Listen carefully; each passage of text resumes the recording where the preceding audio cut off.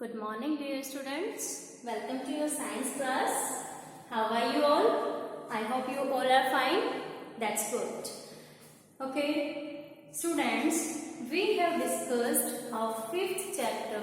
That's name is combustion and fossil fuels. है ना? अपना फिफ्थ चैप्टर है वो हम डिस्कस कर रहे हैं.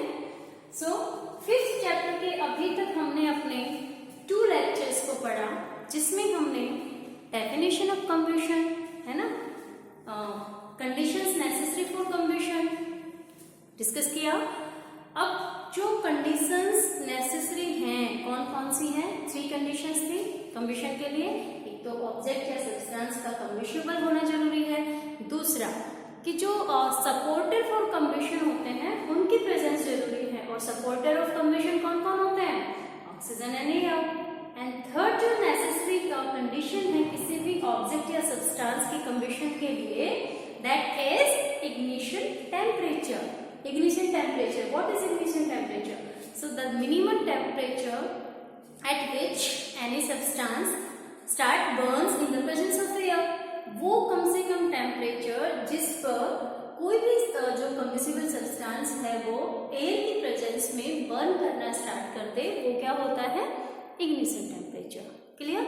उसके बाद हमने बात की थी जो इनफ्लेमेबल जो सब्सटेंसेस होते हैं, है ना, इनफ्लेमेबल यानी कि जिनका ignition temperature less than 100 degree Celsius होता है, यानी कि कम होता है जिनका ignition temperature generally less than 100 degree Celsius, उनको हम क्या बोल रहे थे? इनफ्लेमेबल सब्सटेंसेस, है ना. और एक कंप्लीट कंबशन और इनकम्प्लीट कंबशन को हमने पढ़ा कि कंप्लीट कंबशन के अंदर जो प्रोडक्ट होता है वो कार्बन डाइऑक्साइड और वाटर फॉर्म होता है, जबकि जो इनकम्प्लीट कंबशन होता है उसमें कार्बन डाइऑक्साइड ना फॉर्म होके क्या फॉर्म होता है? कार्बन मोनोऑक्साइड, जो कि एक पॉइजनस गैस है ना. और जो इनकम्प्लीट कंबशन होता है वो एनवायरनमेंट के लिए एक हैजार्ड होता है, यानी कि हार्मफुल होता है ना. अपने पिछले 2 लेक्चर्स में इन चीजों को हमने पढ़ा था. Okay, so in our third lecture और टुडेज टॉपिक इज फ्लेम. ठीक है, आज का जो अपना टॉपिक है वो है फ्लेम. अब देखो बच्चों, जरूरी नहीं है कि सारे जो भी कंबसिबल सब्सटेंसेस होते हैं वो फ्लेम के साथ ही बर्न हो. कुछ सब्सटेंसेस विदाउट फ्लेम बर्न होते हैं, जबकि कुछ जो होते हैं वो फ्लेम के साथ बर्न होते हैं. ठीक है, समझ आया? अच्छा, क्यों, क्या कंडीशंस होती हैं कि जो फ्लेम है वो वहां पर प्रोड्यूस होगी, है ना. फ्लेम के बनने के लिए जो कंडीशन है नेसेसरी वो क्या है कि जो ऑब्जेक्ट है, यानी कि जो कंब्यूसिबल ऑब्जेक्ट है, कंब्यूसिबल जो ऑब्जेक्ट है वो और जो सपोर्टर है, सपोर्टर ऑफ कंबशन है ना, ये दोनों ही क्या होने चाहिए? Should be gaseous, should be gases. ठीक है, जब जिसका कंबशन हम कर रहे हैं उसकी वेपर बर्न होती है in the presence of gas, यानी कि दोनों ही गैस वेपर किसी भी. अब वो देखो, जरूरी नहीं है कि जो कंबसिबल ऑब्जेक्ट है वो गैसेस फॉर्म में हो, वो सॉलिड या लिक्विड भी हो सकता है, लेकिन जब हम उसको हीट करें तो वो वेपराइज होना चाहिए, है ना. जब हम उसको हीट प्रोवाइड करें, जब हम उसको बर्न करें, उसका टेम्परेचर इंक्रीज करें, तो वो वेपर में कन्वर्ट होना चाहिए आफ्टर मेल्टिंग, है ना.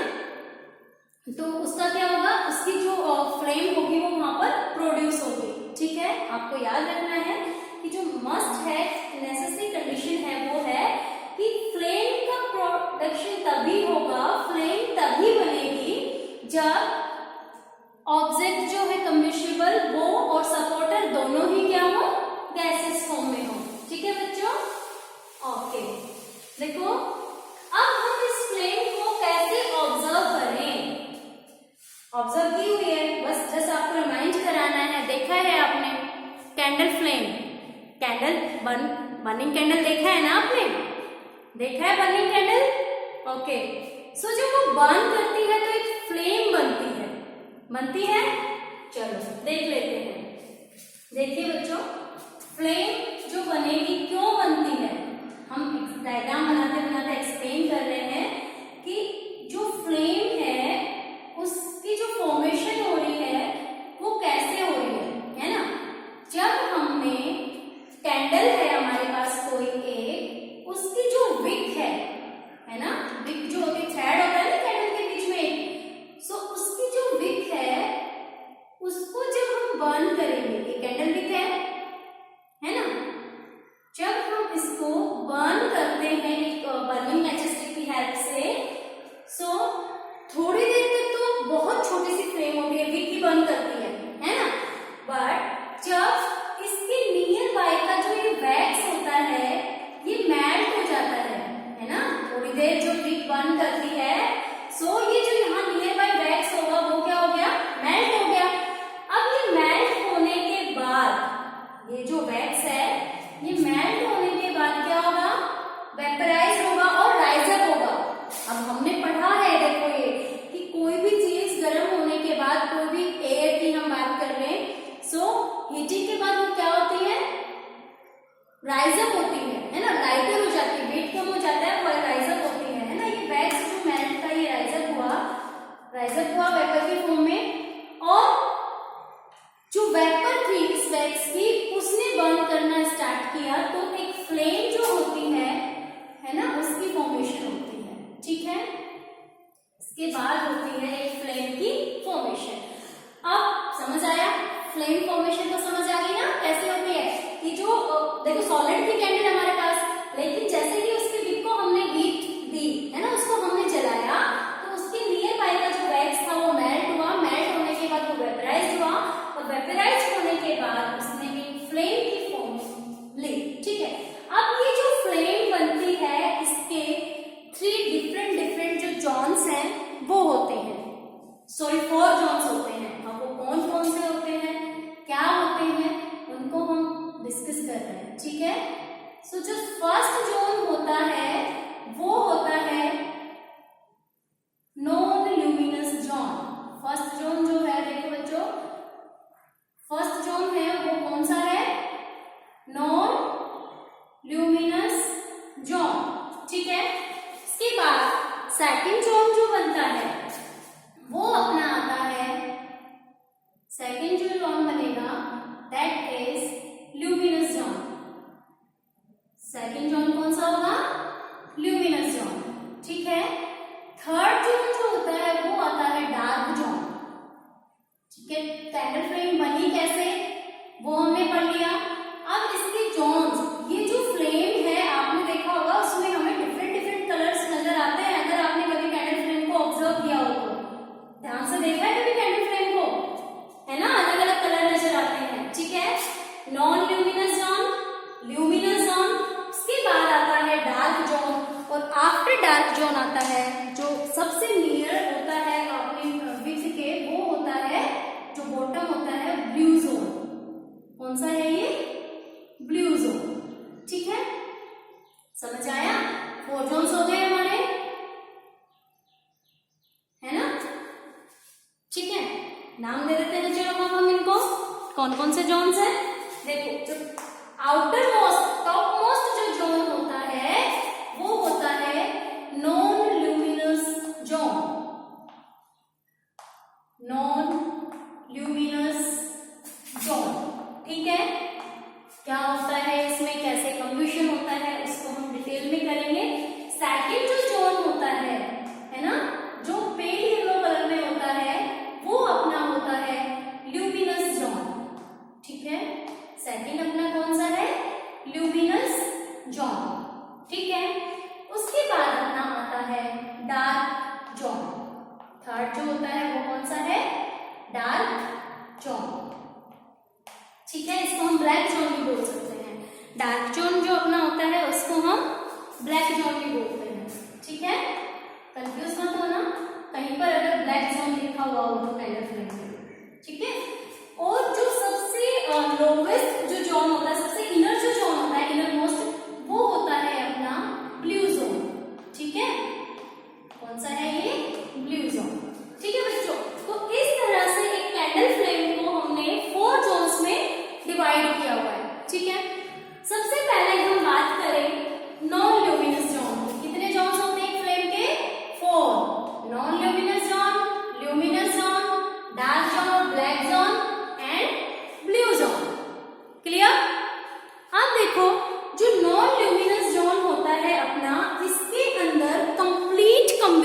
होता है। नॉन ल्यूमिनस जोन जो होता है इसको हम जोन ऑफ कंप्लीट कम्बिशन भी बोलते हैं।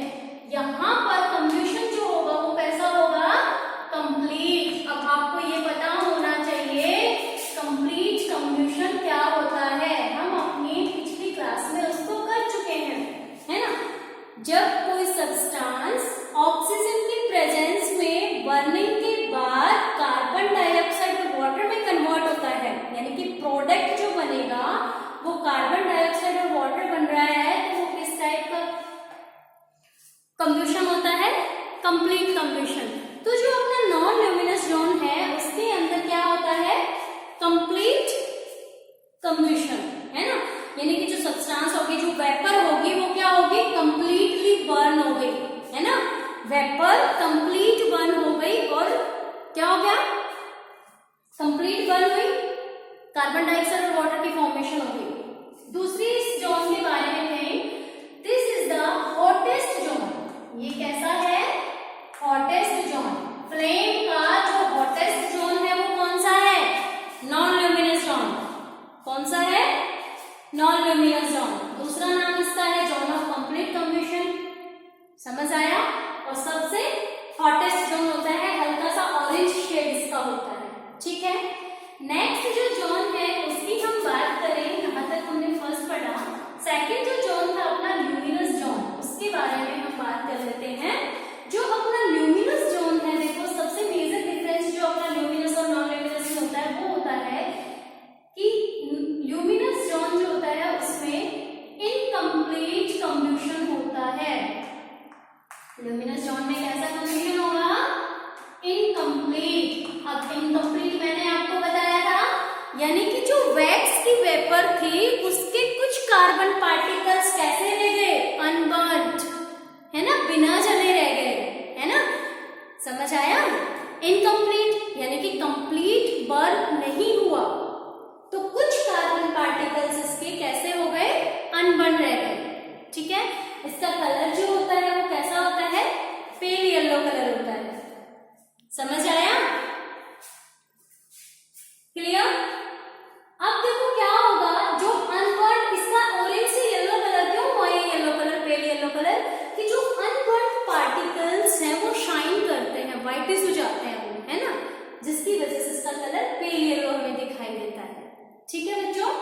थर्ड जो जोन आता है दैट इज डार्क जोन और ब्लैक जोन। यहाँ पर किसी तरह का कम्बिशन नहीं होता, यानी कि नो कम्बिशन। जो अपना डार्क जोन होता है उसमें कोई भी कम्बिशन नहीं होता, जो वैक्स होती है वो बिल्कुल भी बर्न नहीं होती, इसलिए ये हमें ब्लैक दिखाई देता है, ठीक है। सबसे इनर जोन, देखो ये आउटर जोन था, इसकी अगर हम बात करें तो आउटर जोन था ये, है ना।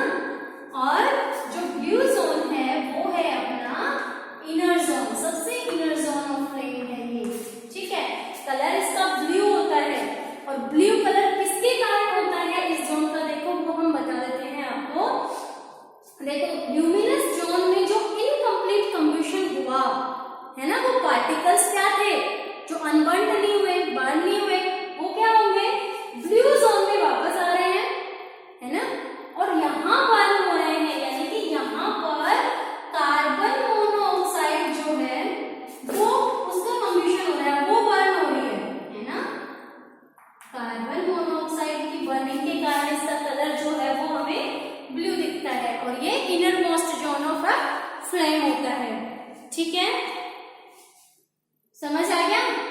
देखो यहाँ इनकम्प्लीट कम्बिशन हुआ था, तो ये यहाँ जो कार्बन पार्टिकल्स बचे थे वो तो व्हाइटिश हो गए, है ना, लेकिन जो यहाँ कार्बन मोनोऑक्साइड फॉर्म हुई वो कहाँ बर्न हो रही है, हमारे इनर जोन में, जो हमारा ब्लू जोन है उसमें, ठीक है।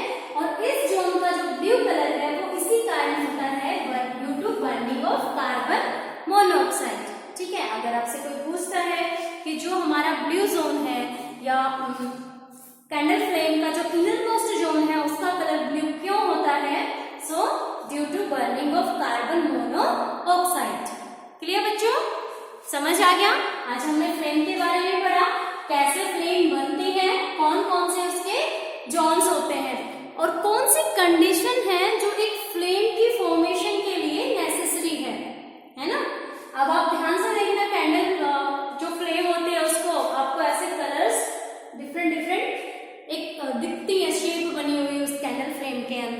ठीक है बच्चों।